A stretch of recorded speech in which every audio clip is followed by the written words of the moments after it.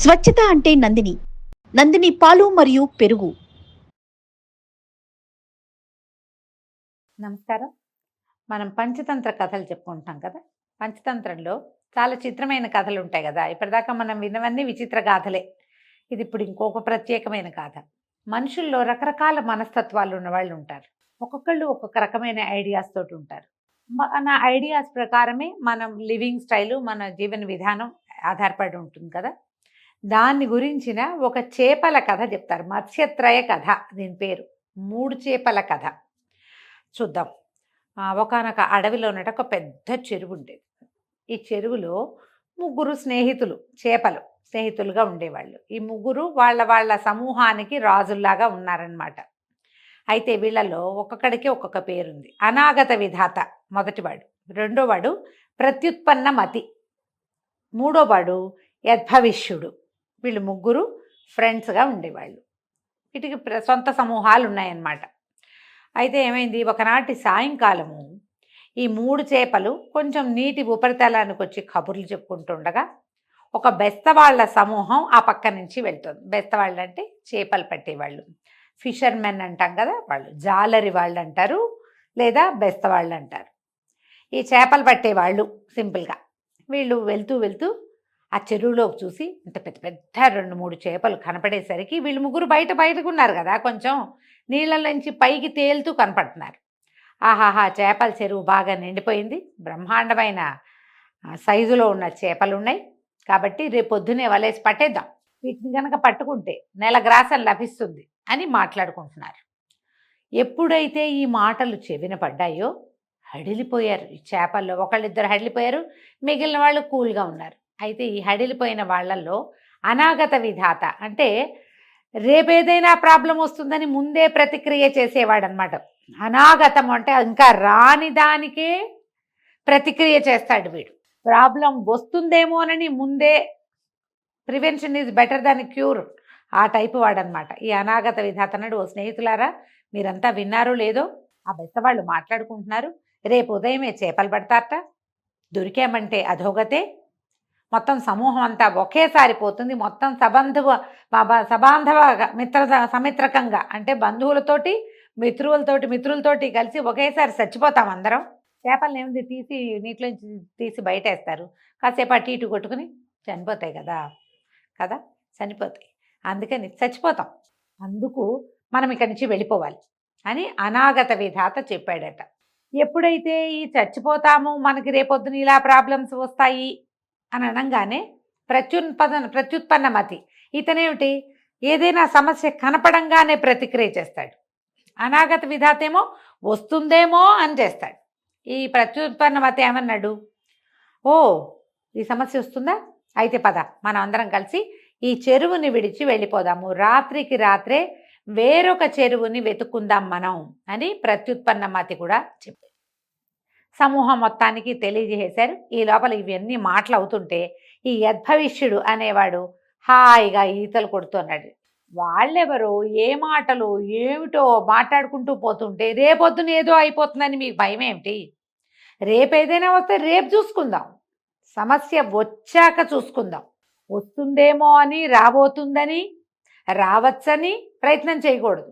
తెలివిగలవాడు ఏం చేస్తాడు, వచ్చినప్పుడు దానికి ప్రతిక్రియ చేస్తాడు. అది కదా హీరోయిజం. ప్రాబ్లం మన మీదకి వచ్చినప్పుడు చూడాలి, రేపొద్దున బెస్తవాళ్ళు వస్తే అప్పటి సంగతి అప్పుడు ఆలోచించచ్చని యద్భవిష్యుడు మాత్రం తన దారిని తను ఈతలు కొడుతూ ఉన్నాడు. రాజుగారు ఈతలు కొడుతుంటే ఆయన సమూహం అంతా ఆయన వెనకాలే బడి ఈతలు కొడుతూ ఉంటుంది.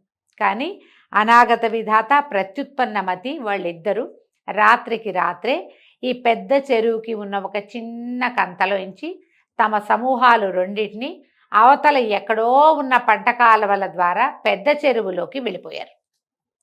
ఈ చెరువులకి చిన్న చిన్న దొరువులు అనుసంధానంగా ఉంటాయి. చెరువు అంటే ఇంత పాండ్ లాగా ఉంటుంది కదా, వీటిల్లోకి నీళ్లు పెట్టేందుకు ఒక కాలవ లాంటి సాధనం ఉంటుంది కానీ మామూలుగా ఏం చేస్తారంటే ఈ చెరువులోకి నీళ్లు పెట్టాక, మీరు పల్లెటూళ్ళల్లో ఇలాంటిది గమనిస్తే తెలుస్తుంది, ఊరి మధ్యలో పాండ్ ఉంటుంది, నీళ్ళు ఎక్కడి నుంచి వస్తాయి అందులోకి, బయట వైపు నుంచి కాలువలో నుంచి వచ్చేందుకు ఒక సన్న తూము ఉంటుంది లోపలికి ఏర్పరిచి. ఈ పాండ్ నిండాక ఏదో చిన్న అడ్డం కట్టి పెడతారు అక్కడ, నీళ్ళు అటు ఇటు పోకుండా.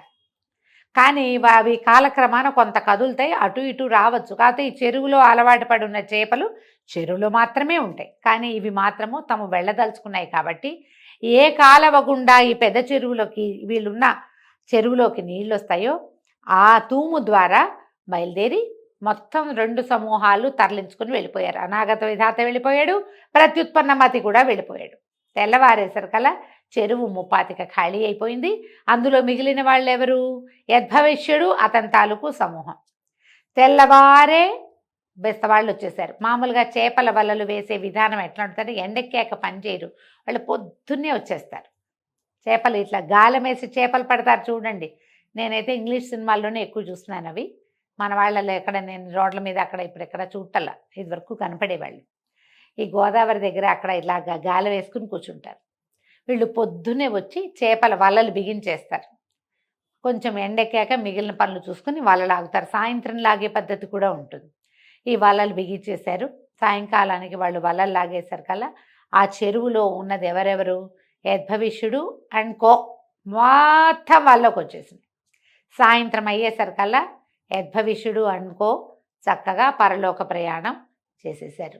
ఆ చేపలు పట్టుకుని, ఏమిటో నిన్న చాలా చేపలు చూసాం, ఇవాళ కొద్దిగానే ఉన్నాయి, అయినా పర్వాలేదు చేపలు గైరుగా ఉన్నాయని ఈ ఉన్న చేపల్ని మాత్రమే బెస్తవాళ్ళు పట్టుకొని వెళ్ళిపోయారు. మొత్తం చెరువు ఖాళీగా అయిపోయింది. రేపొద్దున కనుక పెద్ద చెరువులో దీనికి అనుసంధానంగా దూరంగా ఉన్న చెరువులో వల వేసేటట్టయితే ఈ చెరువులో నుంచి ఆ చెరువులోకి వెళ్ళిన యద్భవిష్యుడు, ప్రత్యుత్పన్నమతి అనుకో ఉన్నారు కదా మొత్తం సమూహం, వాళ్ళంతా మళ్ళా చల్లగా తమ పాత దారి ద్వారానే పాత ఇంటికి వచ్చేస్తారు. ఎప్పుడు కూడా ఎస్కేప్ ప్లాన్ ఉండాలి. ఇళ్లలోంచి ఎస్కేప్ అవ్వక్కర్లా, సమస్యల్లోంచి ఎస్కేప్ అవ్వాలి. ఎప్పుడు ప్లాన్ బి ఉండాలి. ఏది చేసినా మనం, ఏ కొత్త ప్రయత్నం చేసినా, ఎక్కడైనా మనం ఉండాల్సి వచ్చినా, ఎక్కడికో వెళ్ళాం, వేరే ఒక ఊరు వెళ్తున్నాం, ఒకళ్ళ ఇంటికి వెళ్దామని ప్లాన్ చేసుకున్నాం. ఒకవేళ వాళ్ళు లేకపోతే, ఒకవేళ వాళ్ళు ఎక్కడికైనా వెళ్తే, వాళ్ళ ఇంట్లో ఏదైనా ప్రాబ్లం వస్తే వాట్ ఈజ్ ప్లాన్ బి? అది ఆలోచించాలి కదా. ప్లాన్ బి ఉంచుకోవాలి ఎప్పుడు కూడా. ఈ విషయాన్ని అర్థమయ్యేలా చెప్పడం కోసమే మనకి విష్ణు శర్మ గారు ఈ కథ చెప్పారు. నీకేదైనా సమస్య రావచ్చు అని అనుమానం ఉంటే ఎస్కేప్. సమస్య వస్తోంది అని తెలిస్తే ఎస్కేప్. వచ్చాక చూద్దాం అనుకున్నావా, నువ్వు దొరికిపోయావే. ఇంకా ఎస్కేప్ అయ్యేందుకు ఏ రకమైన అవకాశము మనకి లభించదు. ప్రాబ్లమ్స్ రాకుండానే ఉండాలి. వస్తాయి అనిపించంగానే రెండో దారి వెతుక్కోవాలని రాజకుమారులకి అర్థమయ్యేలాగా చెప్పడానికి ఈ కథ చెప్పారు. బాగా అర్థం చేసుకోండి. మన జీవితంలో ప్రతి చోట ఈ కథని అప్లై చేయొచ్చు. ఎంతసేపు ఏదైనా వస్తుందని ఎట్లా ప్లాన్ చేస్తాము అని అనిపిస్తుంది. కనీసం ఒక 50% అట్లా ప్లాన్ చేసినవి సక్సెస్ అవుతాయి. లేదా వస్తుందని తెలిసినప్పుడైనా మనం ప్లాన్ చేసుకోవచ్చు కదా. 2 ఉన్నాయిగా పద్ధతులు. అనాగత విధాతలాగాను ప్రవర్తించవచ్చు, ప్రత్యుత్పన్నమతిలాగాను ప్రవర్తించవచ్చు. కానీ మనం చేయకూడదేంటి? ఏం చేయకూడదు?